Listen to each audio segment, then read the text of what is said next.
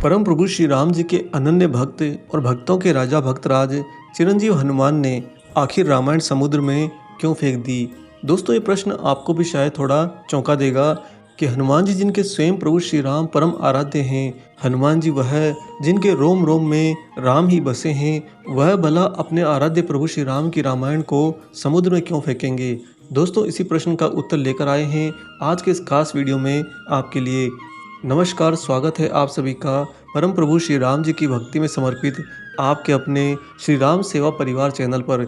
आज तक हम जब भी महर्षि वाल्मीकि की लिखी रामायण पढ़ते हैं तो हमेशा भाव विभोर हो जाते हैं। उनकी लेखनी की ऐसी छाप है कि रामायण युगों युगों से हर पीढ़ी की सोच में रची बसी हुई है। लेकिन जरा आप सोचिए, अगर प्रभु श्री राम के जीवन से जुड़े किस्से को उन्हीं के प्रिय भक्त हनुमान जी स्वयं लिखते तो उन किस्से कहानियों का समा भला कैसा होता, जिनके रोम रोम में स्वयं राम बसते हो, जो खुद ही प्रभु श्री राम की श्वास बने बैठे हो। उनके शब्दों में भगवान राम का कैसा खूबसूरत वर्णन होता। उनके लिखे रामायण कितनी ज़्यादा गहराई से भक्ति, प्रेम और भाव जीवित होते। शायद वो भगवान श्री राम को एक किस्से की तरह नहीं बल्कि एक जागृत खूबसूरत महिमा की तरह गढ़ देते। दोस्तों, रामायण काल की घटनाओं के बारे में जानने, समझने और पढ़ने के लिए हमारे पास में वाल्मीकि रामायण और गोस्वामी तुलसीदास जी रचित रामचरितमानस प्रचलित हैं। बताया जाता है कि पहली रामायण वाल्मीकि जी ने ही लिखी थी, लेकिन हमारे पुरातन शास्त्रों के अनुसार सबसे पहली राम कथा अनंत भक्त राज स्वयं हनुमान जी ने लिखी थी, जिसे उन्होंने अपने नाखूनों के द्वारा एक चट्टान के ऊपर लिख दिया था और उसे हनुमद रामायण कहा जाता है। आइए बताते हैं आपको वह पूरा किस्सा कि हनुमान जी ने आखिर रामायण क्यों लिखी, और लिखी भी तो उसे ले जाकर समुद्र में भला क्यों फेंक दिया। दोस्तों, हम सभी प्रभु श्री राम जी और रावण के युद्ध के बारे में जानते हैं। युद्ध में रावण की हार हुई। प्रभु श्री राम जी के द्वारा रावण का वध हुआ। रावण का वध होने के बाद में लंका विजय के पश्चात प्रभु श्री राम अपनी पूरी टोली के साथ में अयोध्या वापस लौट आए। अयोध्या में लौट आने के बाद में राम जी ने अयोध्या का राजपाट संभाल लिया। प्रभु श्री राम जी के राजा बनने के पश्चात कुछ दिन उनके साथ रहकर श्री राम जी की हनुमान जी ने सेवा करी। लेकिन उसके बाद में हनुमान जी आजीवन उनके साथ में नहीं रहे, बल्कि थोड़े समय के पश्चात वे प्रभु श्री राम जी से आज्ञा लेकर हिमालय चले गए।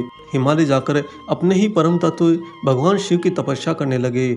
वहाँ तपस्या करने के दौरान हनुमान जी को जब जब भी थोड़ा बहुत समय मिलता तो वह अपने पास में रखी एक शिला पर अपने वज्र नखों के द्वारा प्रभु श्री राम जी की जीवन गाथा को लिखते रहते।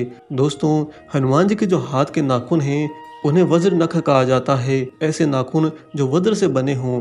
आपने स्वर्ग के राजा इंद्र के बारे में तो सुना ही होगा कि उनका हथियार वज्र से बना है, और उसी वज्र से बने हैं हनुमान जी के स्वयं के नाखून, जिन नाखूनों में इतनी ताकत है कि हनुमान जी ने भरे दरबार में उन्हीं वज्र नखों से अपना सीना चीर के माता जानकी और प्रभु श्री राम के साक्षात दर्शन करा दिए।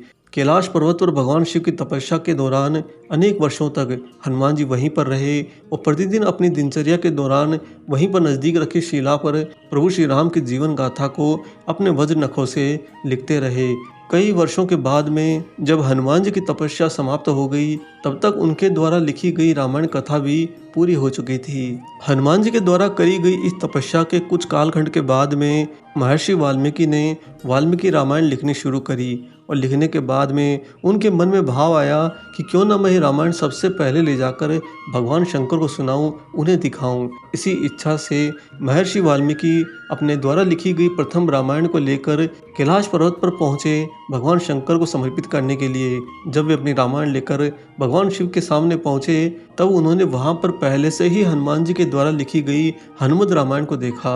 हनुमद रामायण के दर्शन करके वाल्मीकि जी मन में निराश हो गए। उस समय जब महर्षि वाल्मीकि जी भगवान शिव के पास में आए थे तब स्वयं हनुमान जी भी वहीं पर विराजमान थे।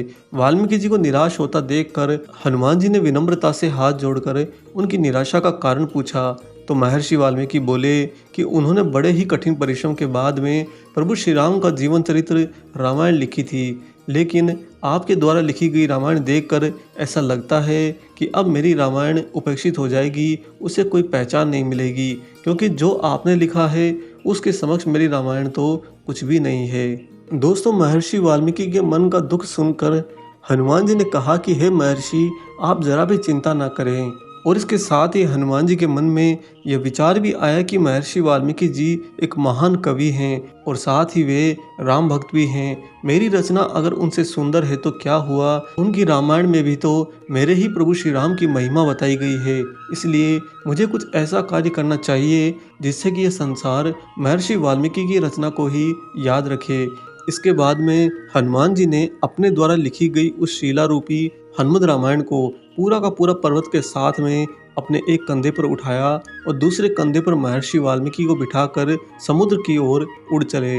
अतः समुद्र के केंद्र में पहुंचकर स्वयं हनुमान जी ने समुद्र देव को आह्वान किया और अपने द्वारा रचना करी गई रामायण को प्रभु श्री राम जी को समर्पित करते हुए समुद्र में समा दिया। तभी से हनुमान जी के द्वारा लिखी गई हनुमद रामायण उपलब्ध नहीं हुई है, वह आज भी समुद्र में कहीं न कहीं रखी है। कौन ढूंढेगा उसको और कौन निकालेगा, ये तो प्रभु श्री राम जी जाने। लेकिन दोस्तों हनुमान जी के द्वारा लिखी रामायण को जब हनुमान जी ने समुद्र में फेंक दिया था, तब वहां पर उनके साथ में उपस्थित महर्षि वाल्मीकि जी बोले कि हे राम भक्त श्री हनुमान, आप धन्य हैं, आप जैसा कोई दूसरा ज्ञानी और दयावान नहीं है। हे हनुमान, आपकी महिमा का गुणगान करने के लिए मुझे एक जन्म और लेना होगा और मैं आपको यहाँ पर वचन देता हूँ कि कलयुग में मैं एक और रामायण लिखने के लिए फिर से जन्म लूँगा। तब मैं यह रामायण आम लोगों की भाषा में लिखूंगा।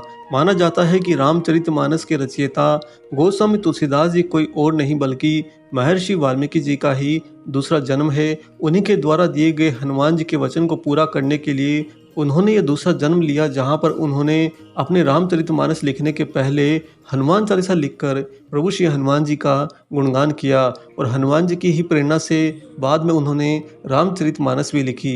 दोस्तों यूं तो हनुमान जी के द्वारा लिखी गई हनुमद रामायण बाद में कभी किसी को आज तक नहीं मिली है, परंतु वही हनुमान जी जब भी जहाँ पर कहीं पर रामायण का पाठ होता है या फिर रामचरितमानस का पाठ किया जाता है, हर जगह पर हनुमान जी प्रभु श्री राम जी की जीवन गाथा सुनने के लिए, उनका महिमा का बखान सुनने के लिए स्वयं चले आते हैं। आप सबके घर में भी जब रामायण का पाठ होता है तो एक स्थान भक्तराज हनुमान जी के लिए खाली रखा जाता है और माना जाता है कि रामायण के पाठ के दौरान हनुमान जी स्वयं आकर वहां पर जरूर विराजते हैं।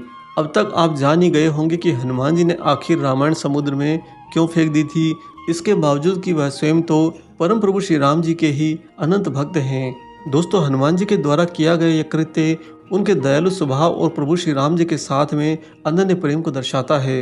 आशा करते हैं आपको ये रोचक जानकारी आज जरूर पसंद आई हो। वीडियो अगर अच्छा लगा है तो जाने से पहले से लाइक कर दीजिए और इसके साथ ही वीडियो को ज़्यादा से ज़्यादा अन्य लोगों से भी शेयर कर दीजिए ताकि सभी तक प्रभु श्री राम जी की महिमा जरूर पहुँचे।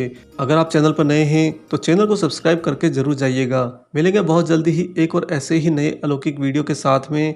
तब तक परम प्रभु श्री राम जी के भक्त राज हनुमान जी और हनुमान जी के अद्वैत स्वरूप परम पूज्य गुरुदेव बाबा नीम करौरी महाराज जी की निस्वार्थ होकर सेवा करते रहिए। जय सिया राम।